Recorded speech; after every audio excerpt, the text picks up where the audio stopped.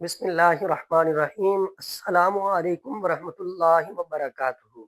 मेरे भाइयों और मेरी बहनों, मुफ्ती मोहम्मद अहमद शहबाज आपसे मुखातिब हूँ। बात को दाएं बाएं घुमाने की बजाय मैं पॉइंट पे आता हूँ।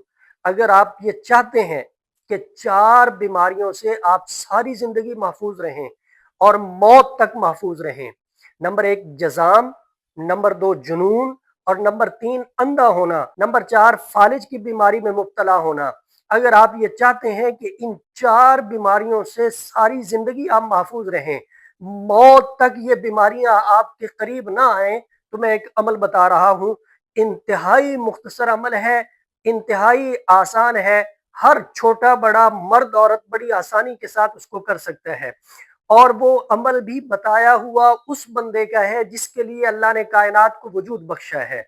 रहमत आलम जनाब मोहम्मद रसूलुल्लाह सल्लल्लाहु अलैहि वसल्लम की जुबान अतर से ये अमल जारी हुआ है।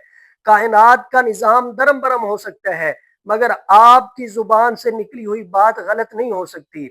आप सल्लल्लाहु अलैहि वसल्लम ने फरमाया, अगर कोई बंदा सुबहान अल्लाहिल अज़ीम व बिहम्दिही ला हौला वला कुव्वता इल्ला बिल्लाह को 3 मरतबा पढ़ेगा, अल्लाह रब्बुल इज्जत मौत तक इन 4 बीमारियों को उसके करीब नहीं आने देगा। 4 बीमारियों से बंदा महफूज रहेगा। रोजाना 3 मरतबा पढ़ें, ना जजाम आपके करीब आएगा, ना जुनून आपके करीब आएगा, और ना ही आप अंधे होंगे और ना ही फालज आपके करीब आएगा।